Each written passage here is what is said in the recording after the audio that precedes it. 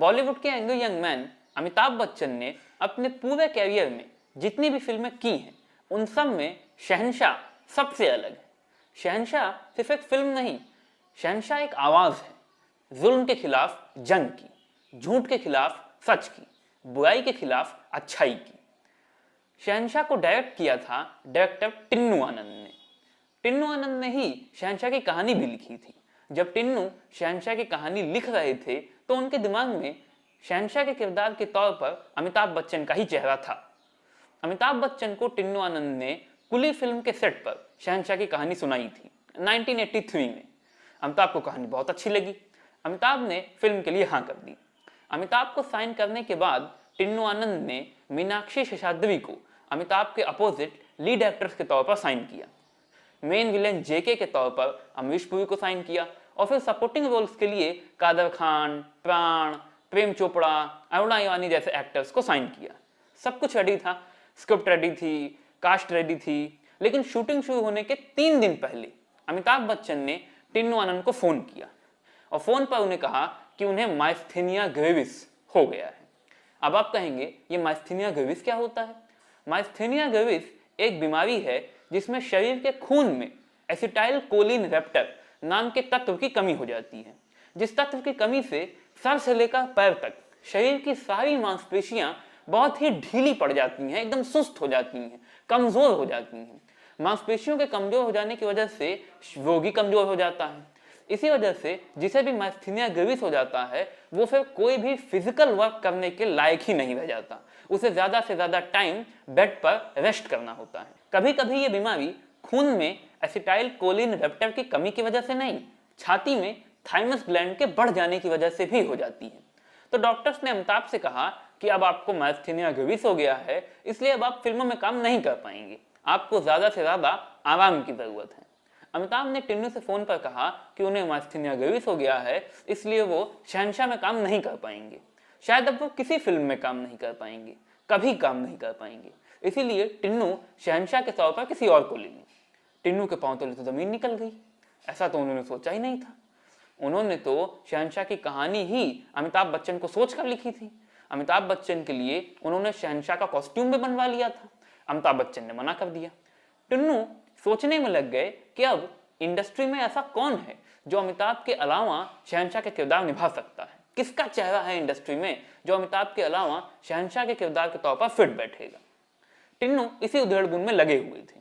इस बीच अमिताभ बच्चन के dress designer Akbar, जिससे टिन्नू ने अमिताभ बच्चन के लिए शहंशाह वाला कॉस्ट्यूम बनवाया था, अकबर को लगा कि अब तो अमिताभ बच्चन शहंशाह के किरदार निभाएंगे नहीं, तो ये कॉस्ट्यूम किस काम का।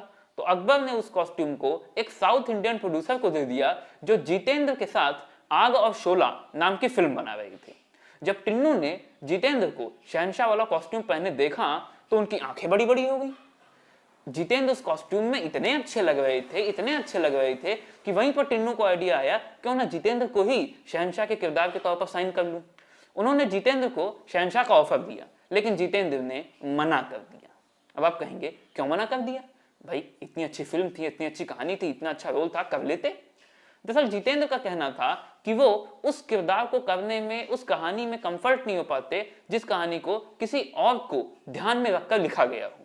और टिन्नू ने शहंशाह की कहानी अमिताभ बच्चन को ध्यान में रखकर लिखी थी, इसलिए ना ही वो उस कहानी में कंफर्ट हो सकते हैं, ना ही उस किरदार में कंफर्ट हो सकते हैं। और अगर कंफर्ट नहीं हो पाएंगे तो अच्छी परफॉर्मेंस नहीं दे पाएंगे, तो इसीलिए वो शहंशाह में काम नहीं करेंगे। टिन्नू को लगा था कि आखिरकार उनकी ये खोज खत्म हुई, लेकिन ऐसा नहीं हुआ था।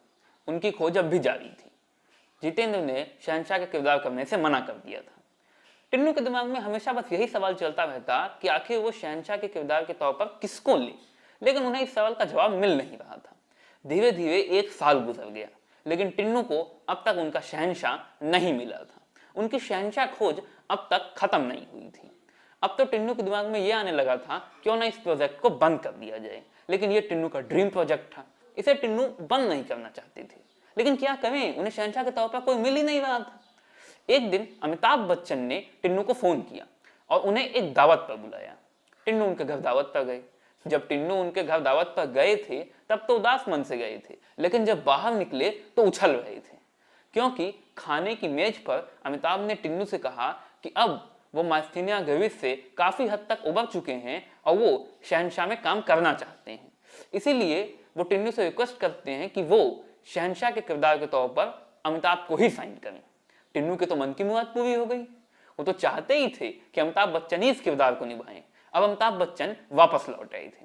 टिन्नू ने सोचा जल्द से जल्द शहंशाह पर काम शुरू किया जाए, लेकिन अब एक प्रॉब्लम थी। जितेंद्र ने आग और शोला फिल्म में शहंशाह वाला कॉस्ट्यूम जो टिन्नू ने अकबर से अमिताभ के लिए बनवाया था उसे इस्तेमाल कर लिया था।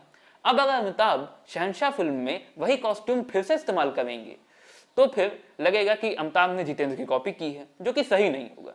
इसीलिए टिन्नू ने एक नए ड्रेस डिजाइनर किशोर बजाज के साथ मिलकर अमिताभ के लिए एक नया शहंशाह का कॉस्ट्यूम बनवाया। आपको एक रोचक बात बताऊं, जो ये नया कॉस्ट्यूम टिन्नू ने अमिताभ के लिए बनवाया, इस कॉस्ट्यूम में और जो पुराना कॉस्ट्यूम टिन्नू ने अमिताभ के लिए बनवाया था उसमें ज्यादा अंतर नहीं था, केवल एक अंतर था। उस कॉस्ट्यूम में लोहे वाला हाथ नहीं था। शहंशाह के कॉस्ट्यूम में आपने देखा होगा ना, शहंशाह एक भारी भरकम बड़ा सा लोहे वाला हाथ पहने रहता है, जिससे अगर कोई गोली वोली आती है या कोई तलवार से उसे मारता है तो उससे बचाव करता है। उस कॉस्ट्यूम में लोहे वाला हाथ नहीं था। इस कॉस्ट्यूम में भी बाकी सब चीज सेम थी, लेकिन बस वो लोहे वाला हाथ जोड़ दिया गया था। इसका आइडिया भी टिन्नू को ऐसे आया था कि टिन्नू कॉस्ट्यूम के लिए बहुत सारे कैटलॉग्स देख रहे थे। उन्हीं कैटलॉग्स में से उन्हें एक फोटो मिली एक फेंसर की फेंसिंग करते हुए। उससे टिन्नू को यह आइडिया आया। लेकिन जब लोहे वाला हाथ बनवाया गया तो उसका वजन तकरीबन 14 से 15 किलो का था। टिन्नू को लगा कि अमिताभ अभी अभी माइस्थीनिया ग्रेविस से उबरे हैं, कमजोर हाथ पर इतना ज्यादा वजन डालना ठीक नहीं होगा। इसीलिए टिन्नू ने एल्युमिनियम का लोहे जैसा दिखने वाला ही एक 1.5 किलो का हाथ बनवा लिया। लेकिन अमिताभ बच्चन ने कहा कि चाहे जो भी हो जाए वो उस 14 किलो वाले लोहे के भारी भरकम हाथ को पहनकर ही शूट करेंगे, क्योंकि अमिताभ बच्चन के मुताबिक अगर उन्हें पर्दे पर शहंशाह को रियल दिखाना है तो उसकी बॉडी लैंग्वेज भी रियल लगनी चाहिए। अगर वो 14 किलो वाले लोहे के हाथ के बजाय 1.5 किलो वाले एल्युमिनियम के हाथ का इस्तेमाल करेंगे तो फिर उनकी बॉडी लैंग्वेज बदल जाएगी। उनकी बॉडी लैंग्वेज रियल नहीं लगेगी, उनकी बॉडी लैंग्वेज बनावटी लगेगी। इसीलिए अमिताभ बच्चन ने पूरी फिल्म में 14 किलो के लोहे वाले भारी भरकम हाथ का ही इस्तेमाल किया है, जबकि वो माइस्थीनिया ग्रेविस से नए नए ही उभरे थे। What a passion for acting, इसके लिए अमिताभ बच्चन को मानना पड़ेगा। शहंशाह के डायलॉग्स लिखे थे इंद्रराज आनंद ने, यानी टिन्नू आनंद के पिताजी। इंद्रराज आनंद बॉलीवुड के कमाल के डायलॉग राइटर थे। राज कपूर की संगम से लेकर अमिताभ बच्चन की कालिया तक के डायलॉग्स इंद्रराज आनंद ने ही लिखे। अमिताभ बच्चन का कालिया फिल्म में जो फेमस डायलॉग था, हम जहां खड़े हो जाते हैं, लाइन वहीं से शुरू होती है। ये कमाल का डायलॉग इंद्रराज आनंद ने ही लिखा था। 80% शूटिंग जब शहंशाह की कंप्लीट हो गई तब एक दिन अचानक इंद्रराज आनंद की तबीयत खराब हो गई, और इतनी तबीयत खराब हो गई कि उन्हें हॉस्पिटल में एडमिट करवाना पड़ा। टिन्नू परेशान थे क्योंकि शहंशाह के क्लाइमैक्स के डायलॉग्स अब तक नहीं लिखे गए थे। इंद्रराज आनंद समझ गए। उन्होंने टिन्नू को अपने पास बुलाया और टिन्नू के कान में धीरे से कहा, परेशान मत हो, तुम्हारी फिल्म का क्लाइमैक्स लिखकर ही मरूंगा। ऐसा करो, मेरे असिस्टेंट को मेरे पास भेज दो। और टिन्नू आनंद ने वहीं बेड पर लेटे लेटे एडमिट थे, उसके बावजूद अपने असिस्टेंट को बोल बोल कर शहंशाह के तकरीबन 23 पन्नों के क्लाइमैक्स के डायलॉग्स लिखवाए और फिर टिन्नू से कहा कि शूटिंग शुरू करो। टिन्नू नहीं चाहते थे शूटिंग शुरू करना, क्योंकि चाहते थे कि इंद्रराज आनंद की तबीयत पहले ठीक हो जाए फिर शूटिंग शुरू करें। लेकिन इंद्रराज आनंद ने कहा कि वो नहीं चाहते कि उनकी वजह से टिन्नू की फिल्म पर कोई बुरा असर पड़े, इसलिए टिन्नू शूटिंग शुरू करें। टिन्नू ने शूटिंग शुरू की, क्लाइमैक्स शूट होने लगा। जब क्लाइमैक्स का वो सीन शूट हो रहा था जिसमें अमिताभ बच्चन अरुणा ईरानी के साथ गाड़ी चलाते हुए कोर्ट रूम में घुसते हैं, तभी टिन्नू के पास एक फोन आता है और टिन्नू को यह खबर मिलती है कि इंद्रराज आनंद अब इस दुनिया में नहीं रहे। खैर, फिल्म की शूटिंग पूरी हो गई। 6 अगस्त 1987 इस फिल्म की रिलीज डेट रखी गई। लेकिन इस फिल्म को रिलीज करना इतना आसान नहीं था, बहुत मुश्किल था, क्योंकि बहुत सारी पॉलिटिकल पार्टीज नहीं चाहती थी कि शहंशाह रिलीज हो। बहुत सारी पॉलिटिकल पार्टीज शहंशाह के रिलीज होने का विरोध कर रही थी। अब आप कहेंगे, हैं, पॉलिटिकल पार्टीज शहंशाह के रिलीज होने का विरोध कर रही थी, क्यों? पॉलिटिकल पार्टीज को शहंशाह से क्या लेना देना? वो यूं कि पिछले 4-5 सालों से जब से अमिताभ बच्चन राजनीति में आए, उन्होंने पूरे देश में अपनी खूब थू करवाई थी। जितना सफल अमिताभ बच्चन फिल्मों में थे, उसका 1% भी सफल वो पॉलिटिक्स में नहीं थे। पॉलिटिक्स में अमिताभ बच्चन ने अपनी खूब थुक्का फजीयत करवाई। बोफोर्स घोटाले, अनाज घोटाले जैसे बड़के घोटालों में अमिताभ बच्चन का नाम आने लगा। पिछले 4-5 सालों से उनकी कोई फिल्म रिलीज नहीं हुई थी। इन्हीं सब वजहों से लोगों के जहन से अमिताभ बच्चन की वो पुरानी फिल्मी छवि मिट चुकी थी और ये गंदे पॉलिटिशियन की छवि बन चुकी थी। अमिताभ बच्चन के लिए ये वो टाइम था जब अमिताभ बच्चन पॉलिटिक्स को छोड़कर सिनेमा की दुनिया में वापस आना चाहते थे, क्योंकि वो चाहते थे कि लोगों के मन से, लोगों के जहन से उनकी ये गंदे पॉलिटिशियन की छवि हटे, मिटे और पुरानी फिल्मी छवि जिस पर लोग जान दिया करते थे वो वापस जिंदा हो। शहंशाह के जरिए अमिताभ बच्चन अपनी पुरानी फिल्मी छवि को लोगों के ज़हन में वापस जिंदा करना चाहते थे और पॉलिटिकल पार्टीज को यही डर था कि शहंशाह के जरिए अमिताभ बच्चन की पुरानी फिल्मी छवि जिस पर लोग जान दिया करते हैं वो वापस जिंदा हो जाएगी। अमिताभ बच्चन के दोस्त, कांग्रेस पार्टी के अध्यक्ष और देश के तत्कालीन प्रधानमंत्री राजीव गांधी भी यही चाहते थे कि शहंशाह रिलीज ना हो, ताकि अमिताभ बच्चन की पुरानी फिल्मी छवि लोगों के जहन में फिर से जिंदा ना हो।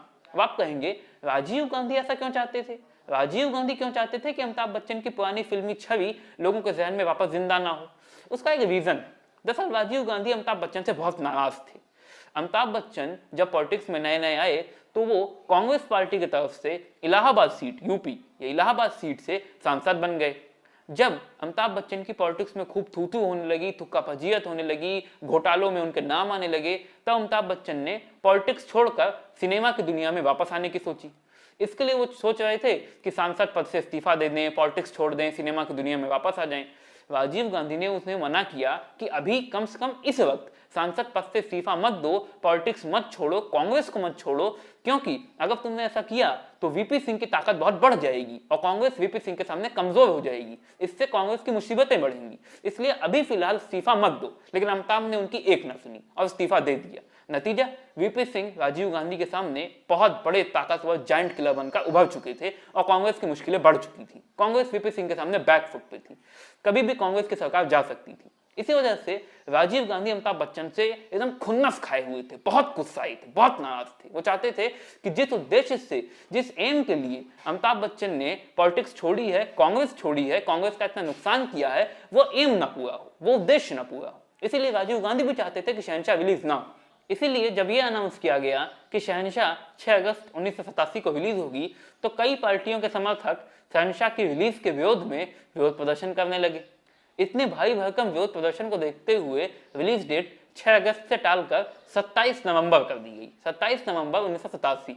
विरोध प्रदर्शन तब भी नहीं थमे तो 12 फरवरी 1988 कर दिया गया। तब भी नहीं थमे तो टेंडू ने फैसला कर लिया कि चाहे विरोध प्रदर्शन होता रहे, वो फिल्म को रिलीज करेंगे।